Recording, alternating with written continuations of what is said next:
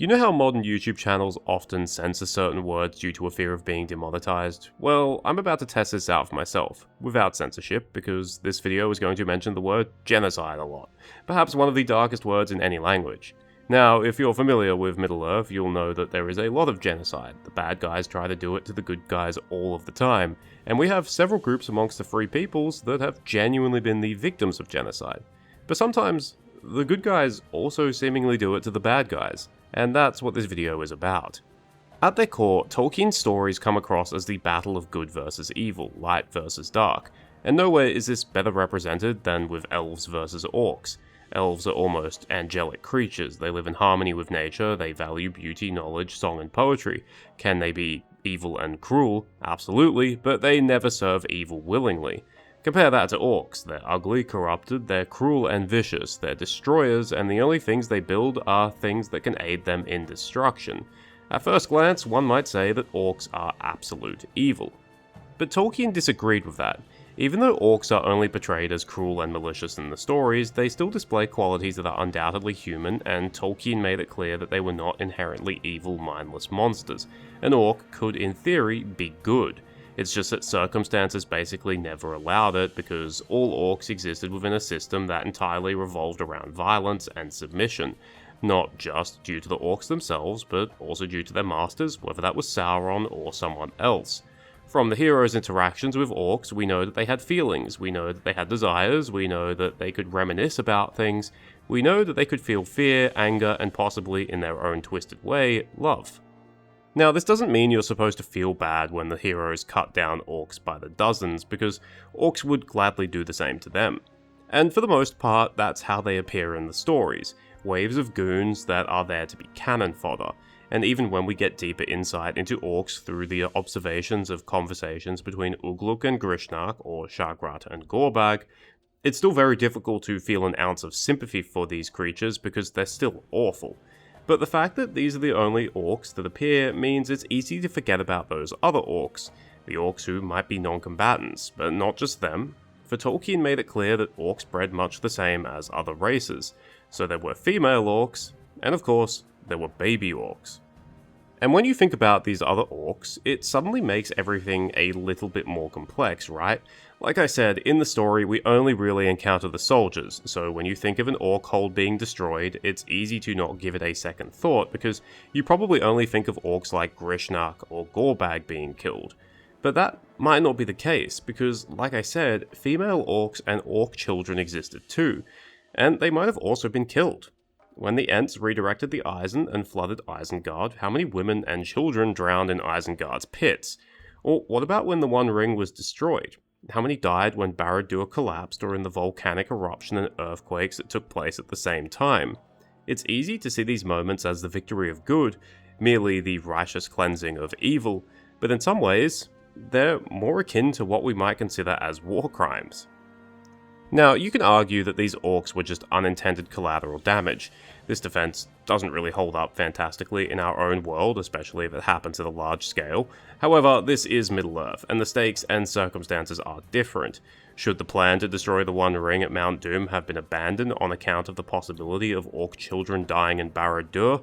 Well, no, that's complete nonsense. For the Free Peoples, this was an us or them situation. But what about during events that were a little more hands-on, ones where an orc child dying isn't just a number or a side effect, but rather a face with a name? One example is the War of the Dwarves and Orcs, where the dwarves stormed orcish strongholds throughout the Misty Mountains and basically exterminated the majority of the orcs who dwelt there. During this war, if a dwarven warrior found a hidden passage full of orcish children hiding from the battle, what would he do? Well, Tolkien sort of answers this. Both sides were pitiless, and there was death and cruel deeds by dark and by light. This isn't the only example either. After King Walder of Rohan is ambushed and killed by orcs, the Rohirrim spend 13 years rooting out and destroying every single last orc stronghold that had been made in the White Mountains. These are two instances where warriors of the Free Peoples fought their way down into the dark with the simple goal of utterly destroying the orcs. If orcs were inherently evil, mindless monsters, then you can easily make the argument that slaughtering them would be the right thing to do. After all, they would be an unnatural blight only capable of committing evil, and allowing them to live would be considered an evil of its own, but as I've already said, we know that they're not this, and for example, the elves were actually aware of it. We're told that on the rare occasion elves actually took orcs as prisoners, rare because orcs very rarely surrendered, they still held themselves to the standards of not torturing their prisoners, even if it meant not getting information that could save the lives of others. It's difficult to reconcile this statement with the idea of someone like Glorfindel marching through an orc hold, slaughtering everyone he could find. But yet again, we have another example of what seems to be a genocide. During the fall of Angmar, Tolkien writes, "Then so utterly was Angmar defeated that not a man nor an orc of that realm remained west of the mountains." And keep in mind, this text also refers to the men who were possibly native to Angmar, as well as any of the surviving hillmen who were native to Rhudaur. At least with orcs, one could argue that leaving them alive would ultimately cause more evil than killing them now, but the same is certainly not true of men. And whatever the Free Peoples did do in Angmar and Rhudaur, it was so thorough and wholesale because these lands were seemingly abandoned for the rest of the Third Age. Now, there's a bit of room to maneuver here. After all, the text doesn't say that the men and orcs were exterminated, only that none remained west of the mountains. To add to this, when the Aethio destroyed the remnants of Angmar a few years later, the words "drove away" are specifically used, which tells us that the Aethio did not simply kill all the remaining people of Angmar. It's possible that the host of the West did the same thing in Eriador a few years earlier. The idea of rounding up all the survivors and banishing them from their own homeland is grim, although less grim than utterly destroying them. However, we're not sure whether this same courtesy would have been applied to orcs, rather than just men. Regardless, the question is still hanging there. Are the good guys still the good guys if they're genociding orcs? Whether that's through collateral damage, indiscriminate slaughter, or sending them on a death march. If we were to apply a real-world lens, then the answer would be no, but Middle-earth is not the real world. In Middle-earth, even though orcs aren't inherently evil, they're close enough to the point of the difference being difficult to determine.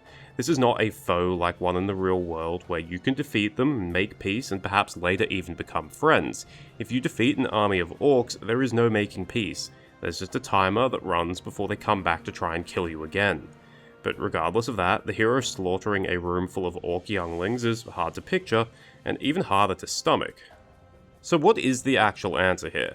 Well, the answer is that you're not supposed to think about it, and the story is crafted in a way where your average reader won't think about it, simply because you never even see orcs beyond what's presented on the pages. You see them as cruel, vicious killers, and that's it. You'll only think about it if you're someone like me who has spent too much time reading the lore as opposed to doing something useful. But if you spend too much time with it, the question might eventually become inescapable, the same way it became inescapable for Tolkien. And it did become a problem for Tolkien. The easiest solution for him would have been to have orcs simply be inherently evil, in such a way that killing them was the right thing to do, or at the very least, there was no real moral qualms around it. But he didn't. He couldn't because of his Catholic beliefs, which told him that nothing was inherently evil and thus nothing was beyond redemption, even orcs, even Sauron, even Morgoth.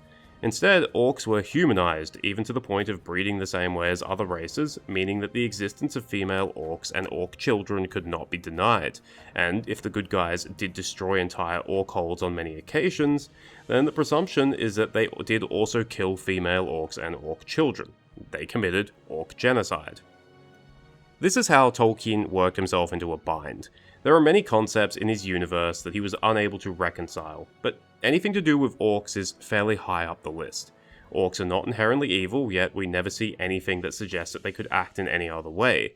The good guys are defined by traits such as bravery, honor, and most importantly, mercy. But genocide is the least merciful action you can make, and if the people you're genociding aren't inherently evil, then it becomes difficult to justify, even if those people are more or less defined by the evil that they make. So what do you do? Like I said earlier, you're just not really supposed to think about it. The same way you're not really supposed to think about Tolkien's inconsistencies in demography or the way time passes. But you can perhaps also explain it away a little. After all, even though dwarves cleared the Misty Mountains, some orcs remained, so maybe they didn't indiscriminately slaughter everyone. Maybe women and children were left alive to some extent. That's not to say that they would have been treated well, but beggars can't be choosers. Maybe the orcs of the White Mountains who survived were granted safe passage by the Rohirrim provided they returned to the north. Maybe it wasn't the good guys who slaughtered the women and children. Maybe the orcs killed their own if defeat was inevitable, or perhaps they even killed themselves. There's certainly evidence for the latter. Thank you for watching, I hope you enjoyed it or at least found it interesting. I wanted to talk about this topic for a while, but I always struggled to come up with a title. In the end, I just bit the bullet and went for the most blunt title possible. Hopefully the YouTube machine god recognizes that Orc Genocide isn't actually a controversial topic because I'm talking about a fictional universe. To be fair, I've managed to talk about some pretty dark shit on this channel without being demonetized, but yeah, this is probably the most blatant topic. Cheers, farewell, and remember, it's not murder if the orc babies attack you first.